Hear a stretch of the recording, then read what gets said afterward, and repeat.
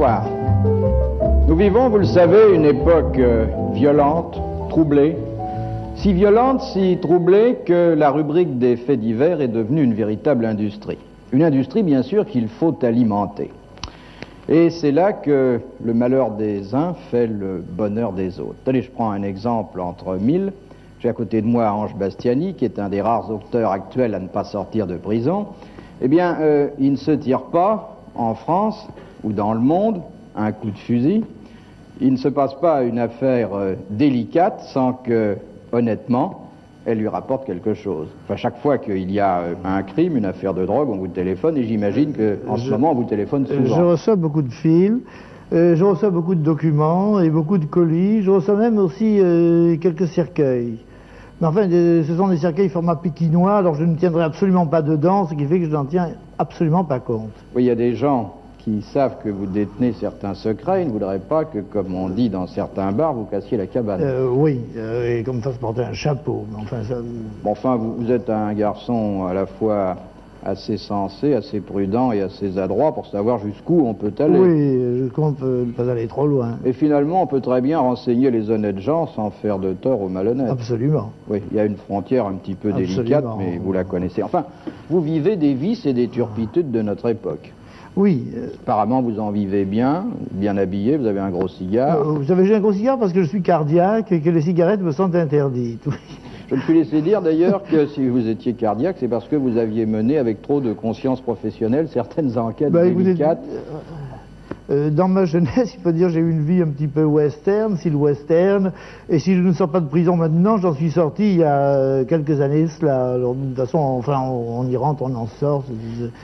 Oui, ben vous ne voulez pas vous justifier, non, parce que j'ai dit que vous n'aviez pas de casier judiciaire. C'est peut-être ma sympathie pour vous qui m'a emporté. C'est gentil. Mais enfin, on n'est jamais sûr de rien à Paris. Alors, jamais vous n'avez eu autant de pain sur la planche, la drogue, la police, la prostitution. Oui, il y a beaucoup de travail en ce moment. Mais à dire vrai, je crois que ça vient de l'hypocrisie fondamentale de la plupart des gens, parce que ce sont des faits qui existaient. Ah, la drogue, c'est relativement nouveau. Oui, la drogue, c'est relativement nouveau. C'est-à-dire la drogue, c'est démocratisé.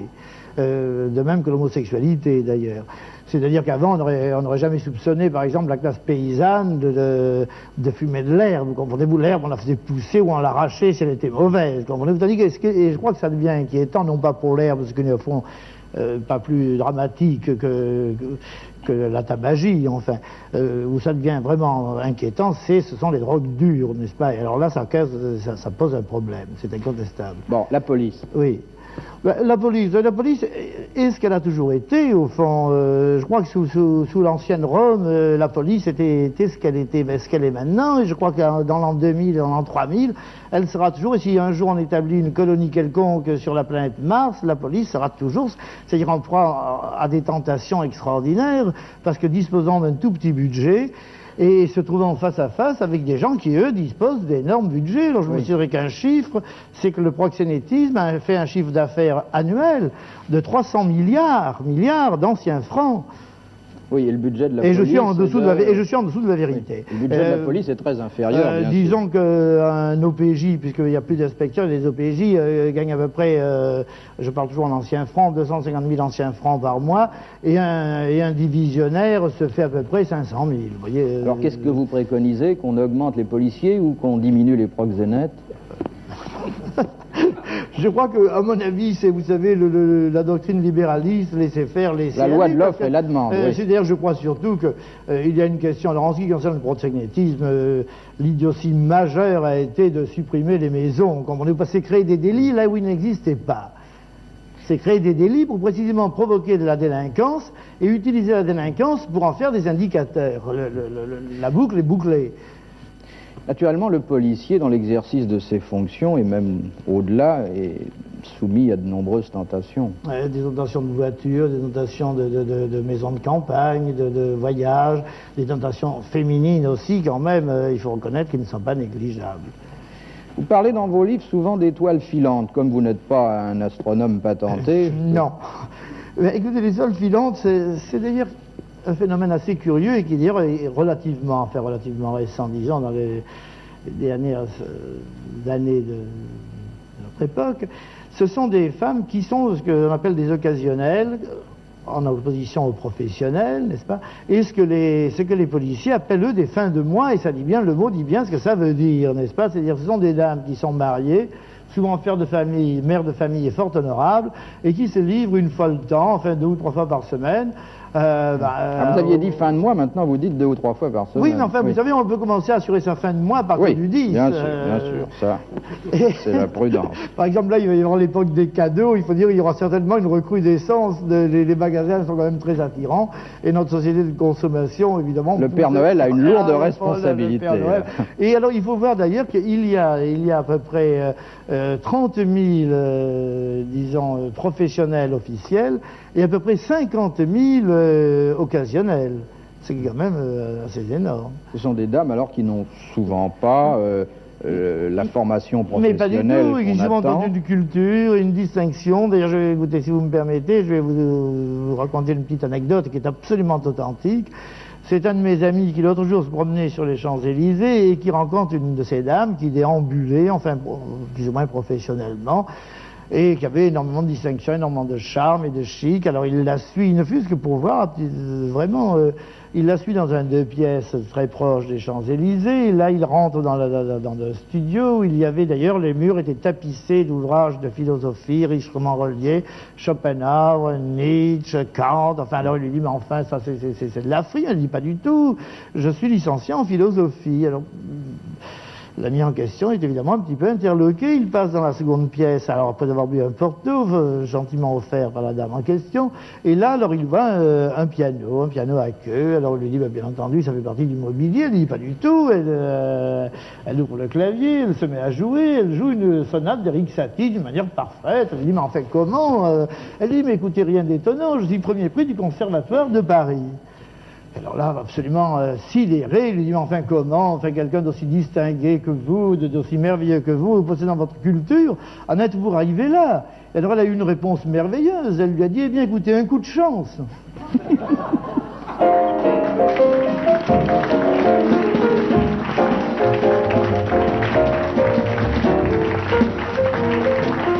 Et voyez-vous, j'ai à côté de moi un garçon, admirez la coïncidence, qui s'appelle Jules.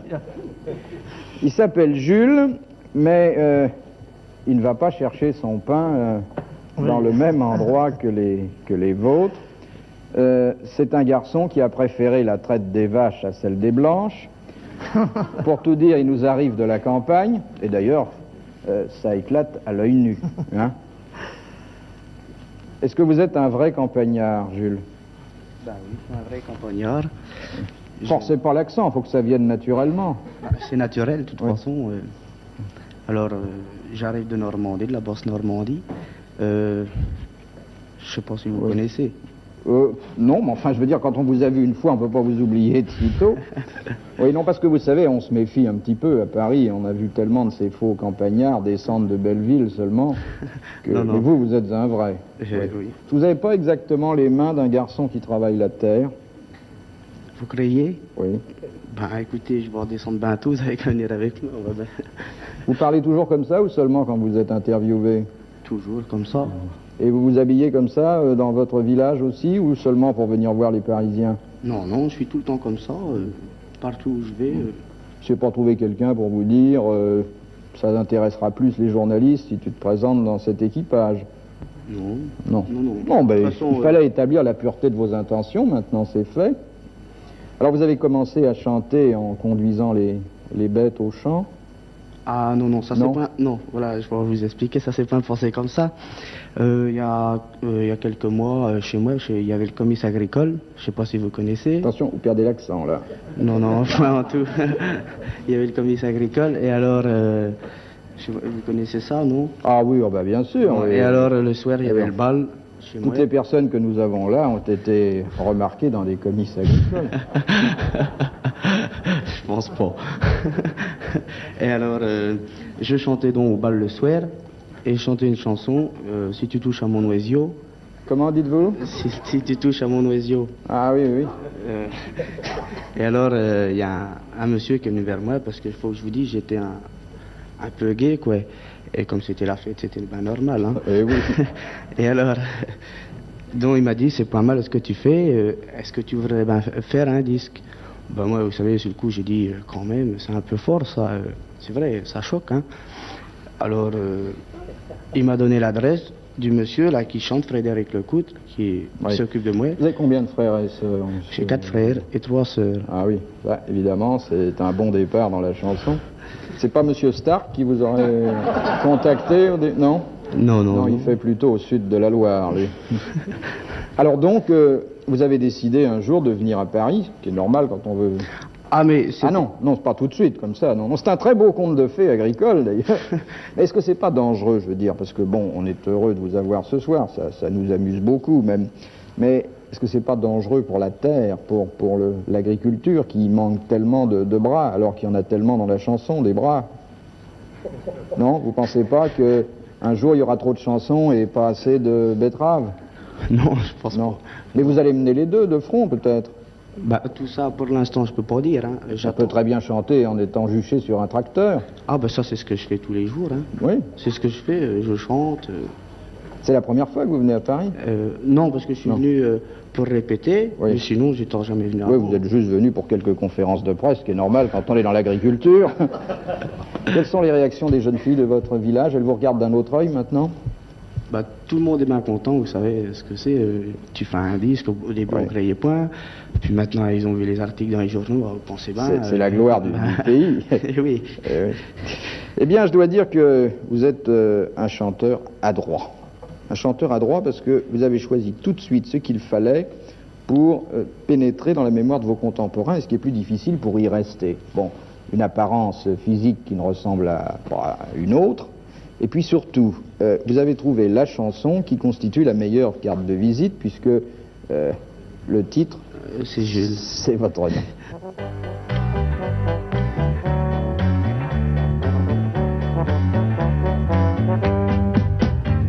En quittant mon village, j'ai perdu la grande Margot et tous les avantages qu'elle m'offrait sans dire un mot. Je la revois encore en criant derrière mes pas. Mon amour, mon folklore, je t'en prie, ne t'en va pas. Jules, souviens-toi de nos câlins. Jules, au creux de la meule de foin. Jules, à nouveau un clair matin. Jules, parfumé au bon cretin.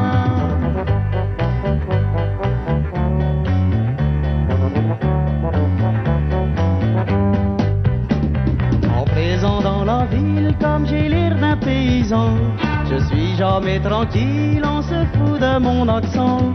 Je me revois sans trêve, une biche entre les mains, quand je plantais les rêves qui devaient faire ce refrain. Jules, souviens-toi de nos câlins. Jules, au creux de la meule de foin. Jules, à nouveau un clair matin.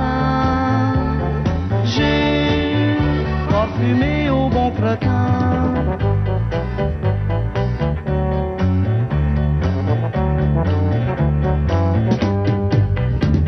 En présent dans la ville, comme j'ai l'air d'un paysan, je suis jamais tranquille, on se fout de mon accent. Je me revois sans trêve, une biche entre les mains, quand je plantais les rêves qui devaient faire ce refrain. Jules, souviens-toi de nos câlins. Jules, au creux de la meule de foin. Jules, à nouveau un clair matin. Jules, parfumé au bon cretin. Jules, souviens-toi de nos câlins. Jules, au creux de la meule de foin.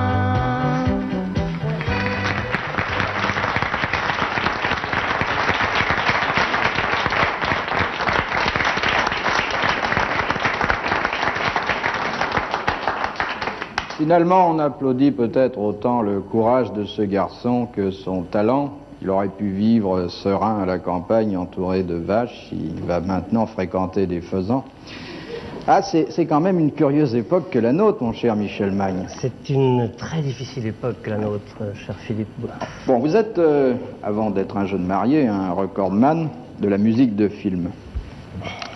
C'est une spécialité qui intéresse tout le monde, parce que tout le monde ne va pas au concert, mais tout le monde va au cinéma. Vous avez travaillé avec Jean-Yann.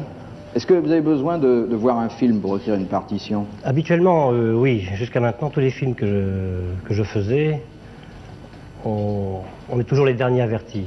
Nous sommes toujours les derniers avertis. C'est-à-dire que le compositeur fait toujours un petit peu office d'arrangement du film. C'est la lanterne rouge de l'équipe. C'est un peu souvent ça, oui. Et c'est un peu déplaisant. Justement, avec Jean-Yann, la fantastique aventure que nous avons vécue, pour tout le monde il est beau, tout le monde il est gentil, c'est que depuis le début du film, on travaille ensemble. Puis Jean-Yann est un vieux copain de 20 ans, comme vous. Et il y a une espèce de sympathie qui s'est créée, puis une espèce de complicité qui s'est créée avec Jean-Yann. Alors vous pouvez faire la musique d'un côté, lui il fait le film de l'autre. Non, on travaille ensemble. On travaille ensemble tout le long du film. Tout le long du film. Et jusqu'à la fin, on travaille ensemble. Alors, est-ce qu'on peut avoir des exemples du travail d'un compositeur de musique de film? Par exemple, bon, je suis producteur. Oui. Et puis, je vous dis, voilà, j'ai une scène d'amour. Est-ce que vous avez un petit motif gentil à mettre là-dessous? Scène d'amour, faut savoir comment est la fille. Oui. Elle est comment? Elle est blonde? Très belle, bien sûr, j'ai les moyens. Ensuite, c'est une scène d'amour dans la grande tradition du cinéma actuel, c'est-à-dire un peu libre. Ah, d'accord. Oui. Assez voluptueuse. Érotique, non? Oui, disons le mot. Oh. Cochon, non. Ah non, on va pas. Je sais pas. Bon, d'accord.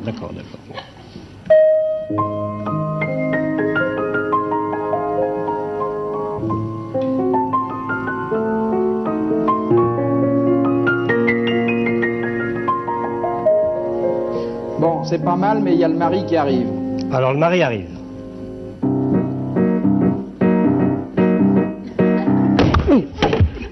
Ça, c'était le mari. Ça, c'est de la vraie musique imitative. Voilà, c'est le mari qui a tapé sur les doigts. C'est ça. Oui. Le couple s'en va en voiture très vite. Alors, le couple s'en va en voiture très vite. Imaginez bien que je fais jamais ça dans les films. Non, bien sûr, là, c'est... C'est entre nous. Oui. Bon, cela dit, étant donné le budget que j'ai à consacrer à la chose... Alors là, on met beaucoup de violon. Oui. Carrément ça. Seulement, si on met trop de violon, il n'y aura plus d'argent pour vous payer. Ça, c'est jamais un problème. Est-ce que le compositeur n'est pas un parent pauvre dans l'équipe cinématographique sur le plan financier?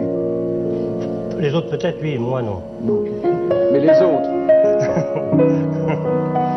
Les autres, je leur ai pas demandé. Le problème, c'est que souvent, les compositeurs sont appelés à la fin d'un film. Il ne reste plus rien.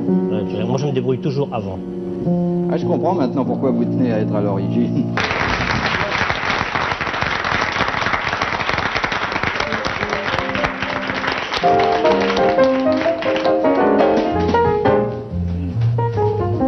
Je me demande si, fortuitement, je ne suis pas en train de vous présenter le nouveau couple idéal, le couple de l'année. Jules, que vous connaissez déjà, Charlotte, que vous reconnaissez. C'est vrai que vous formez un joli couple. Vous n'étiez jamais vus avant? Non, jamais. Non, vous auriez pu passer par la même école de patois. Non, c'est très loin. Hein. Moi, je suis en bas, moi. Oui. Oui, vous êtes venu avec vos gros sabots. Oui, comme à l'habitude. Alors, on va vous voir au cinéma, et ça, c'est normal, parce que vous avez un bon physique. Vous êtes gentil, monsieur Bouffard. Non, mais il faut de tout pour faire du cinéma comme pour faire un monde. Ah oui, bien sûr. Vous n'avez pas l'emploi de Bardot, bien sûr, mais... Non. Qu'est-ce qu'on va vous faire faire? On va me faire faire le rôle d'une jeune fille d'un bourg qui prend sa voiture tous les matins pour aller vendre sur le marché. Et un beau matin, au lieu d'aller au marché, elle se dit « Oh, ben pourquoi pas moi ?» Elle prend l'autoroute pour aller à Paris. Et là, alors, elle crève. Et il lui arrive un tas d'aventures. Ouais. Avec un monsieur. Oui, en général, c'est encore comme ça que... Enfin, peut-être plus pour très longtemps, mais c'est encore comme ça qu'on tourne les histoires d'amour. Ah ben, c'est un joli rôle, ça. Très joli. Et le cinéaste vous demande de changer votre apparence physique un petit peu? Non, pas du tout, il ne me le demande pas, mais je suis très contente d'avoir un grand manteau qui cache un peu mes épaules parce que je suis pas très contente de mes épaules. Oh, ça va s'arranger, ça. Eh ben, j'ai de toutes petites épaules, comme un enfant de 8 ans, alors c'est très gênant. Et un jour, j'ai eu d'ailleurs une petite mésaventure à ce sujet. Je chantais à Paris, dans un music-hall parisien, et j'avais une très jolie robe orange avec des manches ballons. Alors je dis à Janine, qui est mon manager et qui s'occupe de moi, tu sais, avec mes épaules toutes petites, c'est pas joli cette robe, ça bouffe pas là. T'as qu'à me mettre les chaussettes et bien les caler là pour que ça fasse, tu vois ce que je veux dire, bien comme ça. Oh, elle me dit, tu sais, les chaussettes, moi tu me fais peur. Mais non, non, cale-les bien, je lui dis là, et tu vas voir, ça ira. Alors elle me met bien les chaussettes là et tout, c'était formidable, tout d'un coup, j'étais bien. Alors je lui dis, tu vois, tout de suite, l'allure qu'elle prend, cette robe, elle me dit, ouais, t'as raison, c'est bien, allez, vas-y. Alors, je rentre en scène et tout, formidable, bravo, tout, j'étais toute contente parce que je me suis dit, aujourd'hui, t'es bien. Hein. Alors, comme je suis plutôt du genre remuant, je commence à chanter et tout, et puis je sentais quelque chose qui me tombe. Et puis, c'était les chaussettes qui tombaient parce que les manches avaient une goutte, là. Alors, comme la robe était orange et les chaussettes violettes, vous voyez d'ici ce que ça pouvait donner. Ben, ça prouve que vous êtes une chanteuse comique, vous n'en sortirez jamais. Je crois pas. Et dans le fond, c'est bien pour tout le monde. J'espère. Alors maintenant, on jette un cri d'alarme, parce qu'il y a vraiment trop de gens qui viennent à Paris. Ah oui. Il faut qu'ils retournent à la campagne. Ah, c'est plus possible, oui.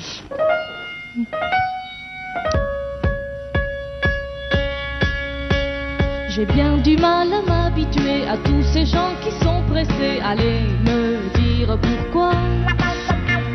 Dans l'autobus, dans le train, on est serré comme des lapins. C'est pas marrant ce truc-là. Si je pouvais dire ce que je pense, il y a bien longtemps que je l'aurais dit. Mais oui. Allez hop, tout le monde à la campagne. Allez hop, le soleil nous attend. Tous les petits oiseaux nous accompagnent. On va se payer des contents. Allez hop, tout le monde à la campagne. Allez hop, on va rester ici. De la Côte d'Azur à la Bretagne, on sera bien mieux qu'à Paris. Si seulement la vie était comme dans les films de Walt Disney, alors là j'aimerais ça. On serait tous des animaux avec des pattes et un museau, ça serait chouette ce truc-là. On s'en irait très loin de la ville, dans la forêt et dans la prairie. Mais oui. Allez hop, tout le monde à la campagne. Allez hop, le soleil nous attend. Tous les petits oiseaux nous accompagnent. On va se payer des contents. Allez hop, tout le monde à la campagne.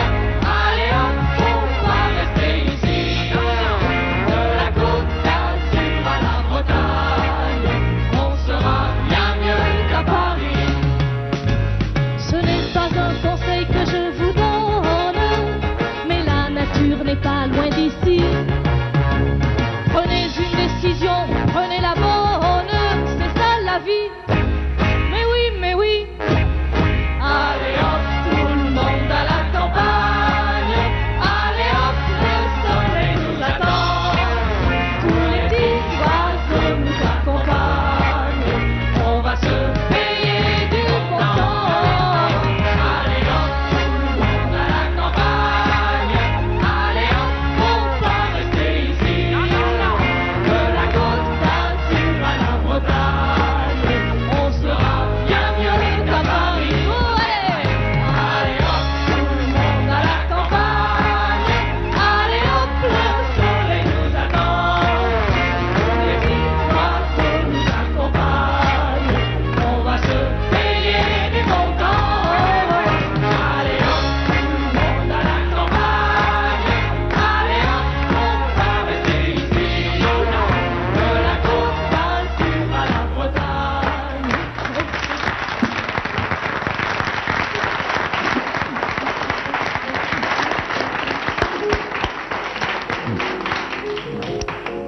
On chante, cher Jean Amadou, et il se passe tellement de choses graves dans le monde. Commençons par une conférence internationale. Il y en a au moins une par semaine. La grande conférence de sécurité européenne qui s'est réunie en Finlande, à Helsinki, qui comprend les 34 pays européens, tous sont là. Et il y a le Vatican. Alors on se demande un petit peu ce que vient faire le Vatican dans une conférence où on va surtout parler de la sécurité et de la réduction des armées. Et puis finalement on oublie quand même que le Vatican est la première nation militariste du monde, en proportion j'entends, étant donné que l'armée du Vatican comprend, si je ne m'abuse, 70 gardes nobles, 75 gardes suisses, 500 gardes palatins et 150 gendarmes pontificaux, ce qui fait à peu près une armée de 800 soldats. Et il y a inscrit au Vatican, dans les statistiques, il y a exactement 520 citoyens. Ce qui fait que le Vatican est le seul pays au monde actuellement qui ait un nombre de militaires qui soit supérieur au nombre total de ses habitants. Et ça, croyez-moi, c'est un miracle, vous savez. Il y a une grotte en France, où on ne fait pas de miracle, mais qui est une très très belle grotte. Oui, c'est Lascaux, oui. Oui. On a vu qu'elle était menacée. On a trouvé une solution ingénieuse, mais ils ont trouvé une solution extraordinaire pour Lascaux. Ils ont décidé de construire à côté de la grotte de Lascaux une fausse grotte dans laquelle on va reproduire exactement les aspérités de la vraie et les peintures qu'il y a sur la vraie. Alors on a commencé d'ailleurs à la creuser il y a à peu près 15 jours, et alors ils l'ont creusée à la baramine. Alors les savants sont venus dire attention, si vous commencez à creuser à la baramine, ça fait des fissures dans la vraie. Alors, les ingénieurs ont dit non, on ne peut pas creuser une grotte sans employer de dynamite. Alors ils continuent les travaux, et on en est arrivé à cette chose, ce paradoxe qui est assez étonnant, c'est qu'on construit une fausse grotte pour protéger la vraie, et il n'est pas impossible que quand la fausse grotte sera finie, la vraie soit très effondrée. Oui, c'est assez joli.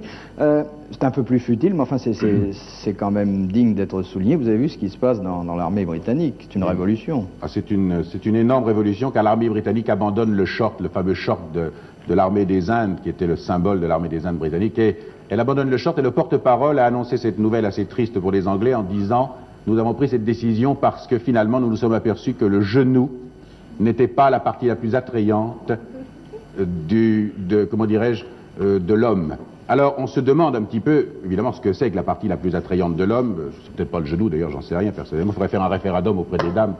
Mais quand on le saura, je me dis que si l'armée britannique fait des uniformes où la partie la plus attrayante de l'homme sera mise en évidence, il y aura quand même du monde à la relève de la garde à Buckingham Palace. Côté États-Unis, c'est bien rare si une semaine il ne nous vient pas quelques lumières de là-bas. Ce sont des précurseurs dans tous les domaines. Ah, mais là, ils nous ont vraiment pris de vitesse sur un domaine où nous, on était indiscutablement les premiers dans le monde, puisque vient de s'ouvrir aux États-Unis la première clinique sexologique. C'est une clinique où on soigne les maris américains qui sont atteints, enfin disons les mots franchement, de frigidité, d'impuissance et de précipitation. Qu'est-ce qu'on fait? Alors, le traitement est très simple, on les garde 20 jours à peu près, on leur fait des cours techniques avec des dessins, des projections de films. Seulement la théorie? Au départ, la théorie. Et il paraît que ça se passerait très bien parce qu'ils prétendent qu'au départ, les chirurgiens ont dit ça c'est formidable, ce genre de truc, c'est comme le vélo, quand on a pigé le truc, on l'oublie pas. Mais après, on passe les 10 derniers jours à la pratique. Alors on fait des cours, on fait des travaux pratiques, il y a des ébats sous la direction du médecin-chef qui dit non, recommencer, c'est pas ça, revenez en arrière, on prend tout, etc. Et ça ne se fait pas avec les épouses légitimes qui n'ont pas le droit d'entrer dans la clinique, ça se fait avec des femmes qui viennent de l'extérieur, mais des femmes du monde, je veux dire, des femmes qui, charitablement, viennent apporter leur concours pour sauver ces malades. Et je trouve ça... Et alors, attention, charitablement, elles prennent quand même 250 francs par séance. Alors...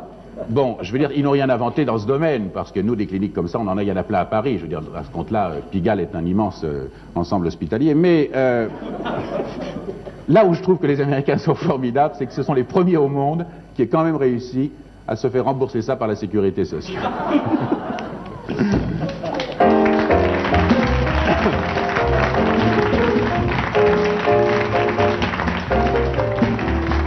Je trouve que la France, notre cher et vieux pays, est bien mal loti dans votre gazette. On ne parle pas beaucoup de nous. Il s'est passé quelque chose en France cette semaine. C'est un fait divers dont on a parlé, mais on en a parlé beaucoup parce qu'on ignore les aboutissements de ça.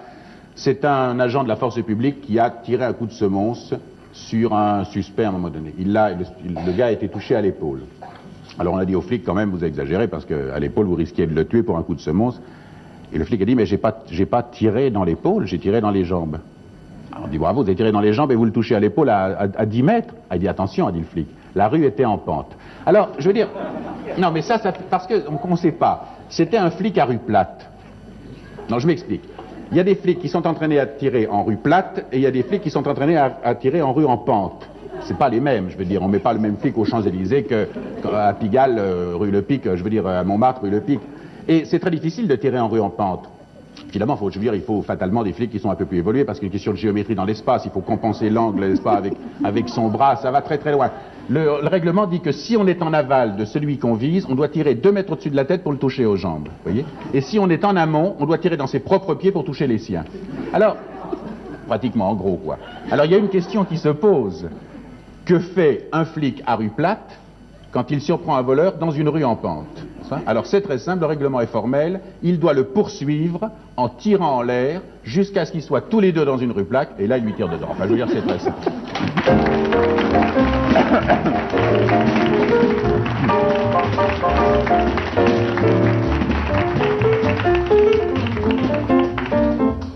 Avec Hugo Frey, on ne quitte ni l'agriculture ni la chanson. Ah oui, une belle brochette que j'ai sous les yeux ce soir. Seulement vous avez inversé le processus, c'est-à-dire que vous avez longtemps chanté dans les villes pour avoir le droit de vous installer à la campagne. Alors, la démarche de ces deux jeunes gens vous surprend peut-être? Non, elle ne me surprend pas parce que finalement, c'est Charlotte qui, je crois, a répondu dans sa chanson. Retournons à la campagne. Je pense que dans la mesure où vous disiez tout à l'heure, maintenant il y a beaucoup de gens qui sont attirés par la ville, et c'est vrai, c'est un phénomène depuis 30 ans, je pense que les jeunes viennent à la ville. Il y a actuellement un mouvement inverse. Alors, je crois que qu'est-ce qui va se produire? C'est que dans, disons, 20 ans, l'équilibre aura été retrouvé, c'est-à-dire qu'en réalité, le personnel aura été renouvelé. Oui, puisque maintenant les chanteurs sont à la campagne, c'est normal. C'est tout à fait normal. Je crois campagnards soient dans les il faut retourner nous là-bas, puisque viennent ici. Oui, c'est une redistribution de la notoriété, comme il y a une redistribution du capital. Et puis ça donne des bras nouveaux, des énergies nouvelles. Enfin, vous n'avez pas parfois un peu honte d'être aussi simple, aussi sain? Ça frise la provocation. D'abord, je ne suis pas tellement simple. Ah bon. Non, vous savez, oui, non, vous paraissez comme ça. Non, c'est-à-dire, je ne suis pas très habile. Pour composer. Je ne suis pas un bon comédien. On me dit souvent que je devrais faire du cinéma ou des choses comme ça. Ça ne m'attire pas énormément. Parce qu'il faut composer, il faut se souvenir qu'on a un rôle. Il ne faut pas être naturel, tout en étant naturel. Et ça, je ne sais pas assez mentir. C'est pourquoi je suis finalement simple au sens direct du mot. Et je n'ai pas honte finalement. C'est la seule solution pour moi. Je ne suis pas assez intelligent pour être compliqué. J'ai un livre là que j'ai apporté, c'est une coïncidence. Il sort d'une école quasiment communale, et je vous ai découvert dans un livre que les enfants emploient quotidiennement. Et je vous ai découvert en bonne compagnie. Je donne quand même un petit exemplaire, un petit échantillon de la table des matières. Maupassant, Musset, Renan, Verlaine, Anouilh, Aragon, Hugo Frey, Marcel Aimé, Maurice Barrès, Bergson, on s'embête pas. Vous saviez? Je ne connaissais pas ce livre. Technique d'expression française. Oui. Il y a un poème de vous que les enfants expliquent très sérieusement. Je peux regarder oui, vous pouvez même l'emporter si vous voulez. Ah, c'est Le Cœur Gros. Je suppose que l'auteur de ce livre a voulu faire intervenir la chanson dans l'enseignement. Je ne suis pas contre cette idée, d'ailleurs. Je suis, disons, vous parliez de ma simplicité, je suis extrêmement gêné. Elle en prend un coup, là. Elle en prend un coup. Mais je suis ému, quand même, de me trouver dans une table des matières aussi importante. Et je pense que c'est peut-être parce que Le Cœur Gros est une chanson très simple et que, finalement, c'est ça qui a touché l'auteur. On peut dire maintenant que vous êtes tombé amoureux, ce qui est quand même une belle preuve d'altruisme chez un auteur, d'une chanson qui n'était pas de vous.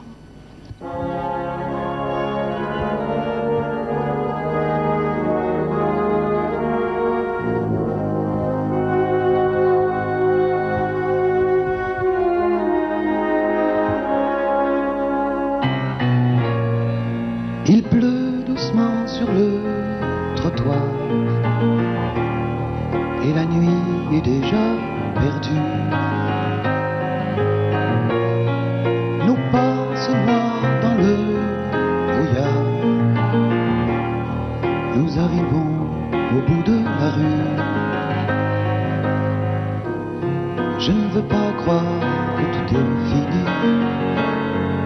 Le jour va se lever et je dois encore vous parler. Vous m'allez dire, vous mon âme, je suis l'enfant, vous la femme, je ne suis rien, et j'ai besoin de vous.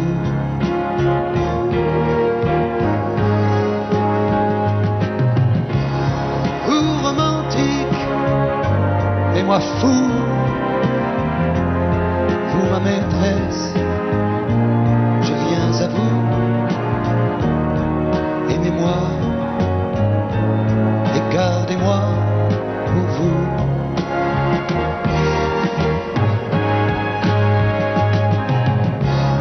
Reine magique, enchaînez-moi, bercez-moi, éclairez-moi, et dans ma nuit, ô malédie, restez, restez.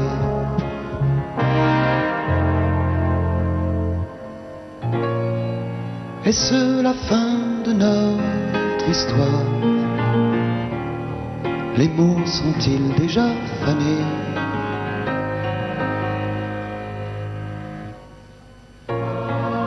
Pourtant je garde encore l'espoir de retenir ce rêve insensé. J'aurais tellement pu vous rendre heureuse. Oh, dites-moi ce soir qu'il n'est peut-être pas trop tard. Vous m'avez dit, vous mon âme, je suis l'enfant, vous la femme, je ne suis rien, mais j'ai besoin de vous.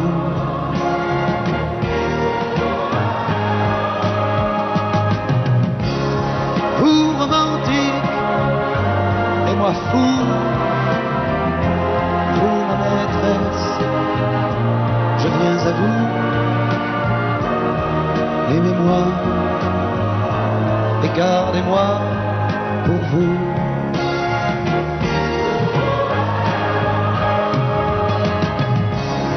Reine magique, enchaînez-moi, bercez-moi, éclairez-moi, et dans ma nuit, vous m'avez dit, restez, restez.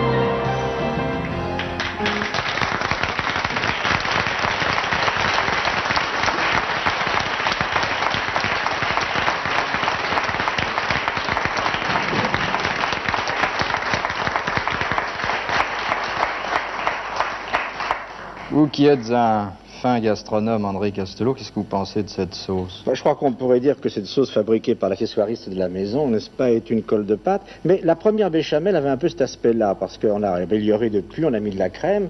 Mais là, c'est vraiment la première béchamel, c'est de l'eau et de la farine. Est-ce qu'il y a même de la farine là-dedans? Je crois qu'il y a du plâtre, on n'a pas de farine ici. Oui. De toute façon, personne ne la mangera. Ceux qui vous connaissent bien ne s'étonneront pas de vous retrouver dans une cuisine, car on sait que vous pouvez tourner des sauces, et bien meilleures que celle-là. C'est mon violon dingue, j'aime bien faire la cuisine. Je dirais même que j'admets qu'on critique mes livres, mais pas ma cuisine. On sait aussi que vous êtes un fin gourmet, que vous n'hésitez pas à faire un grand détour pour goûter un certain plat. Vous aussi? Oui, et puis on sait que vous êtes historien. Ça, on le sait même davantage. Alors il y avait une façon de réunir les deux, c'était d'écrire l'histoire de la cuisine. C'est ce que j'ai essayé de faire, de la table et de la cuisine. Il n'y a pas seulement que les plats. On se demande d'ailleurs comment on n'y avait pas pensé avant vous. Oh, on y a pensé avant moi, mais sous cette forme-là, peut-être pas. Cette forme alphabétique, avec le mélange de tout ce qui peut se toucher à la fois la table, la cuisine, les origines, les restaurants. Bon, alors si on parle d'histoire, je vous propose d'aller au salon pour que tout le monde en profite. D'autant que je vais... C'est une porte qui ne s'ouvre pas, cela. Une porte de cuisine, voilà. Je vais vous placer à côté d'un autre grand cuisinier, c'est Jean Sablon. Pas les mêmes spécialités, il donne plus volontiers dans le genre exotique, mais enfin... Ah, moi c'est le barbecue plutôt. Il a tourné presque autant de sauces que de films. Oui, j'ai jamais tourné de film. Bon, ben alors, vous voyez... Ça aussi. Bon, alors, l'histoire de la cuisine, c'est non seulement l'histoire des plats, l'histoire des cuisiniers, c'est aussi l'histoire de ce qui sert à déguster la cuisine. C'est la fourchette. L'instrument également. La fourchette est née sous Henri III. C'est Henri III qui revenait du royaume de Pologne. Il est passé par Venise. Il a vu des gens manger avec une fourchette. Il dit c'est merveilleux. Et la fourchette a plu d'autant plus à Henri III, c'est qu'à cette époque-là, il y avait des fraises. Et que pour manger, je parle des fraises, non pas dans l'assiette, mais je parle de la fraise autour du cou. Que pour manger avec une fraise, la fourchette aide beaucoup. C'est à ce moment-là d'ailleurs qu'on a Il y a une certaine logique d'ailleurs dans cette chronologie, le fait qu'on puisse ranger sa fourchette Henri III dans un buffet Henri II, par exemple. Et puis alors également, c'est à ce moment-là qu'est née la grande serviette autour du cou. Et d'où l'expression d'ailleurs, comme il était difficile de la nouer, difficulté de joindre les deux bouts. Ça vient de là, ça vient d'Henri III également. Et l'assiette? L'assiette au début, il y avait un espèce de grand plat au milieu de la table. Chacun avait une cuillère, et on piochait, et en même temps on piochait avec les doigts. D'où la serviette d'ailleurs est née après. Et puis alors un jour, on a eu l'écuelle pour 2 personnes. On avait la même écuelle pour amoureux.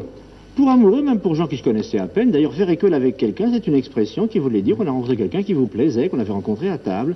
Mais l'assiette elle-même n'a apparu qu'au XVIIIe siècle, l'assiette individuelle, et ça a été un très grand succès. Je ne parle pas évidemment de Louis XIV ou de ces personnages-là qui mangeaient avec plusieurs assiettes. Parlons justement de Louis XIV, parce que c'était vraiment ce qu'on peut appeler aujourd'hui un gros mangeur. D'autant plus un gros mangeur que nous avons des répercussions de cet appétit épouvantable.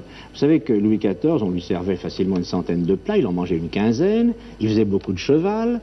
Il avait eu des troubles de l'estomac, on lui avait dit pour vous soigner non plus du vin de Bordeaux mais prenez du vin de Bourgogne. Le résultat ne s'est pas fait attendre. Le malheureux a été atteint d'une fistule fort mal placée. Alors avant de l'opérer, on a envoyé des fistulés de bonne volonté à Bourbon-l'Archambault. Fistuleux, ils sont partis, fistuleux, ils sont revenus. Alors on s'est mis à s'exercer, on a inventé un bistouri spécial qui existe toujours aujourd'hui. Et enfin, quand tout a été prêt, on a opéré Louis XIV.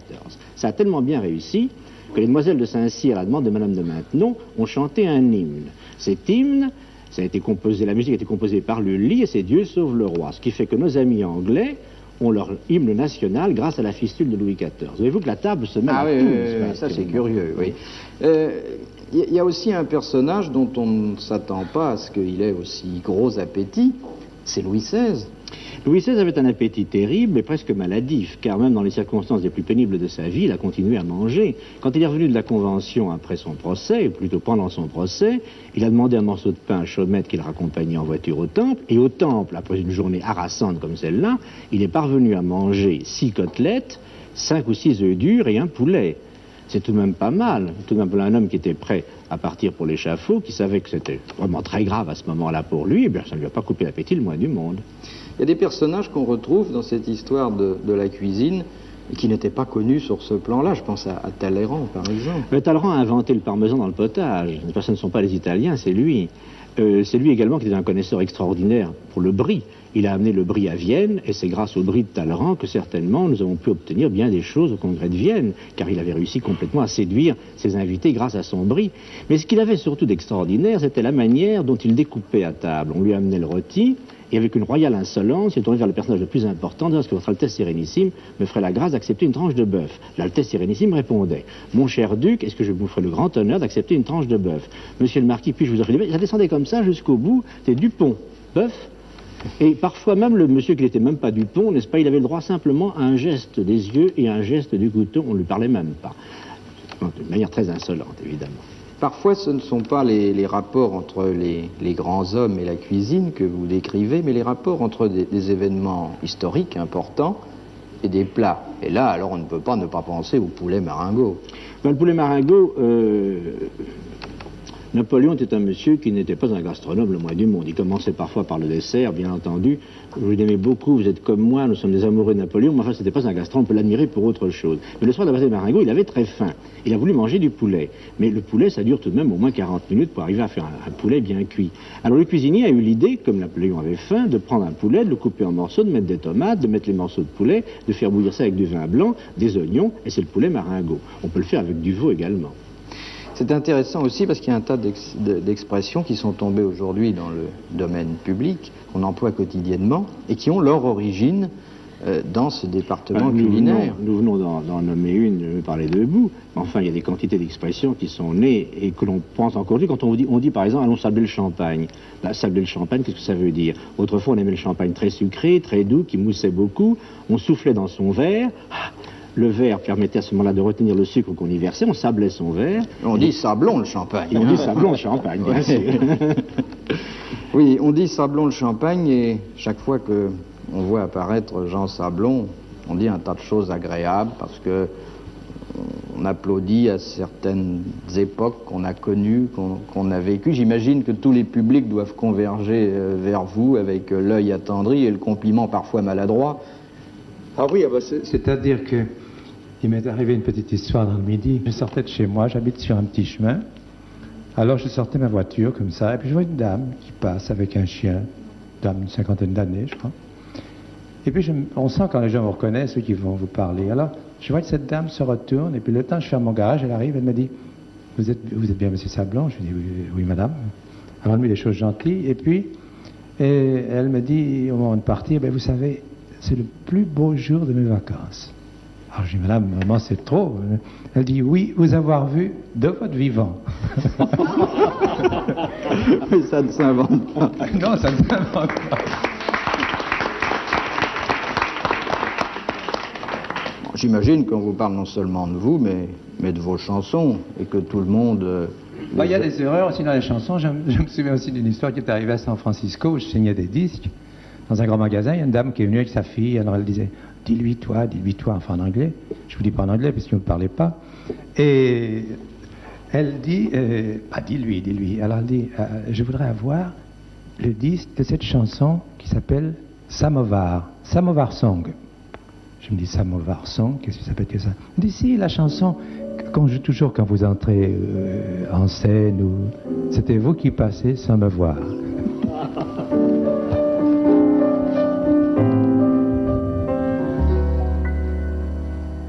Vous qui passez sans me voir, sans même me dire bonsoir, donnez-moi un peu d'espoir ce soir. J'ai tant de peine, vous dont je guette un regard. Pour quelle raison ce soir passez-vous sans me voir? Un mot, je veux le dire, je vous aime. C'est ridicule, c'est bohème, c'est jeune et c'est triste aussi.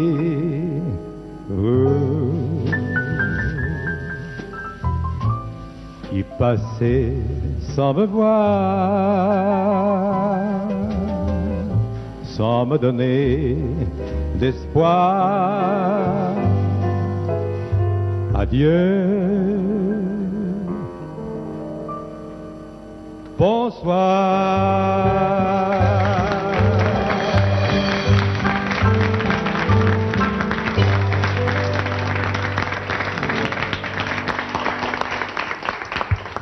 Jean Sablon, vous méritiez d'être inscrit au tableau d'honneur, d'abord parce que quand une chanson est aussi inusable qu'elle a fait le tour de la Terre, c'est un titre de gloire qu'on ne peut pas oublier aisément, et ensuite parce qu'il fallait reconnaître, récompenser et saluer une vocation assez tardive, je dois le dire, d'auteur.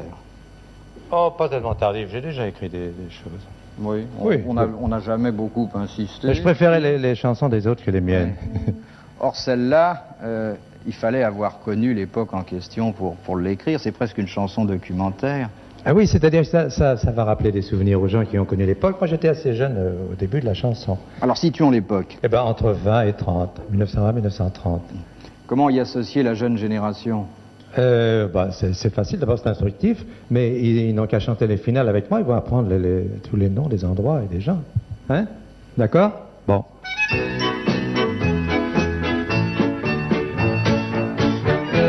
Paris, reine du monde, lançait ses refrains.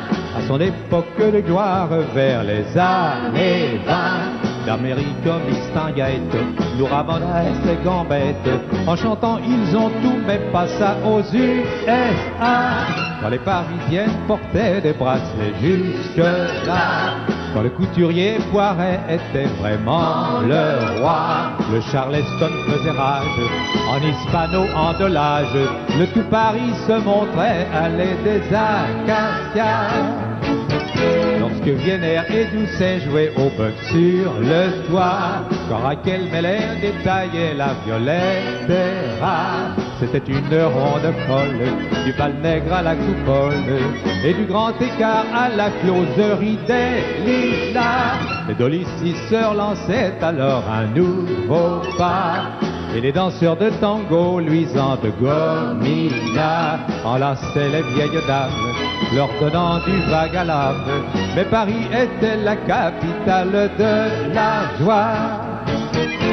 En traversant l'Atlantique pour la première fois, l'aviateur Lindbergh était accueilli comme un roi. Le brave président Doumergue, au flegmatique Lindbergh, disait: venez-en mes braves petits, embrassez-moi. Quand Paris, reine du monde, chantait Valencia, Diaghilev remplaçait l'opéra. C'était vraiment une époque un peu dingue, un peu loufoque, mais Paris était la capitale de la joie. Pourtant, croyez-moi, j'adore le Paris d'aujourd'hui. S'il n'y a plus d'hispano, il y a des Maserati. Il y a la pop musique et des sonos fantastiques. Un chanteur pour ses débuts nous a montré son nu. Comme la nouvelle mode s'inspire de 1920 et que Paris continue d'exploiter ses refrains, rien n'est changé à Paname, les titis, les jolies femmes. Paris sera toujours, toujours premier, et nous savons que Paris sera toujours Paris.